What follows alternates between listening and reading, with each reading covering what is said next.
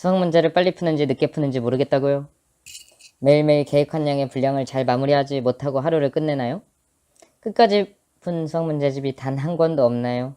문제집을 푸는 것과 수학 시험을 봤을 때의 성적이 정말 많이 차이가 나나요? 이 세 가지 질문 중에 하나라도 네, 그렇다라는 생각이 든다면 여러분은 수학 문제 푸는 속도가 문제가 있다는 것입니다. 안녕하세요, 축선생입니다. 오늘은 수학 문제를 해결하는 데 있어서 그 문제 푸는 속도에 대한 이야기를 해보려고 합니다. 이런 이야기를 하면 꼭 반문하는 친구들이 있습니다. 수학 문제를 빨리 풀어야 하나요? 천천히 오랫동안 생각하면서 수학 문제를 풀면 안 되나요? 라고 반문하는 친구들이 있지요.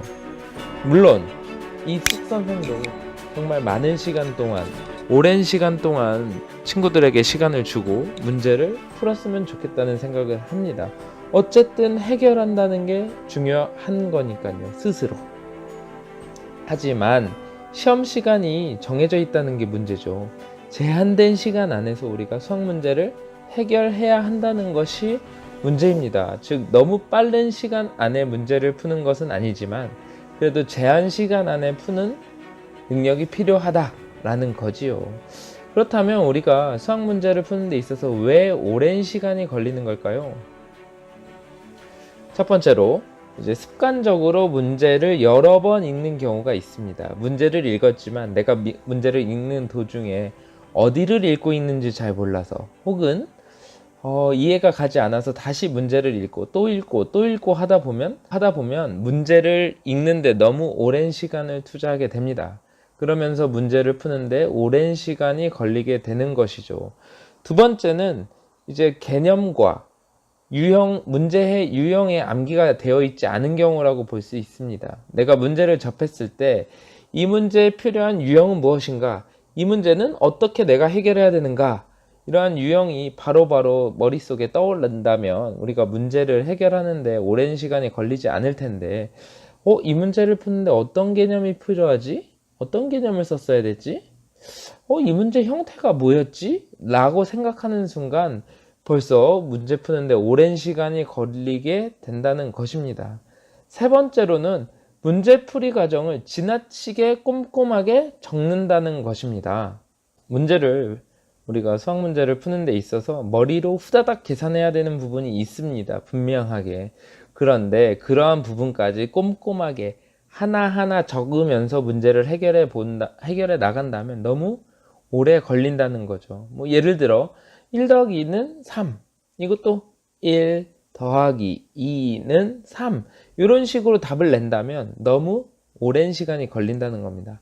이렇게 간단한 계산 정도는 직접 적지 않고 머릿속으로 후다닥 해서 답을 내야 한다는 겁니다. 그리고 마지막으로는 우리가 문제를 푸는 데 있어서 식전개하거나 계산하는 데 너무 오랜 시간이 걸리는 것입니다. 문제에서 우리가 전개하거나 계산해야 될 식이 보이자마자 써 내려가야 합니다. 전개를 이렇게 하고 정리를 하고, 이거는 뭐였더라, 이런 식으로 너무 시간이 오래 걸리는 거죠. 예를 들어 a 더하기 b의 완전 제곱을 해야 된다. 그러면 바로 a제곱 더하기 2ab 더하기 b제곱이야 라고 떠올라야 하는데, a제곱 ab ba 더하기 b제곱, 그래서 a제곱 더하기 2ab 더하기 b제곱, 이러한 식으로 식을 하나하나 다 전개해 나가고 있다는 거죠. 중간에 생략해야 될 생략해야 될 계산들은 빨리 그걸 과감하게 삭제하고 우리가 삭제가 아니라 뛰어넘고 해야 한다는 거죠.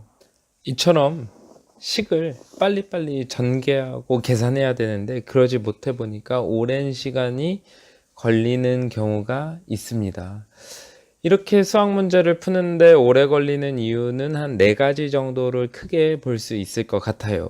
근데 이런 원인들이 복합적으로 다양하게 작용하면서 이제 수학 문제를 푸는 시간이 오래 걸리게 만들죠. 그러면서 일정 시간 안에 공부할 수 있는 양 또한 줄어들게 되는 거죠.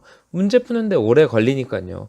당연히 수학 공부할 수 있는 양도 줄어들겠죠. 그러다 보니 성적이 계속 오르지 않게 되는 거죠. 내가 분명히 수학을 공부하고 있음에도 불구하고 오랜 시간이 걸리다 보니까 많은 양을 하지 못하고, 그러다 보니까 성적이 오르지 못하는 그러한 악순환이 돌고 돌다 보면 수학의 흥미를 잃게 됩니다.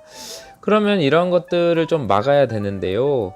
이제 악순환을 끊어야 됩니다. 언젠가. 그러려면 이제 내가 수학 문제를 푸는데 좀 속도를 내야 합니다.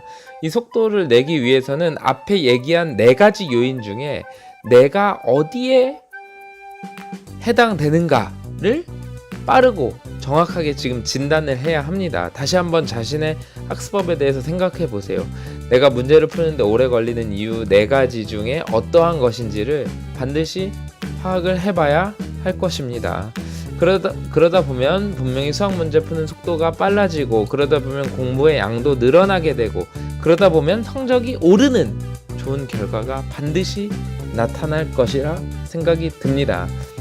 이숙 선생은 항상 이야기하지만 인내심을 갖고 천천히 꾸준하게 공부를 한다 보면 분명히 좋은 결과가 올 것이라 믿습니다. 모두 화이팅 하시기 바랍니다. 화이팅! 오늘의 숙 선생은 여기까지입니다.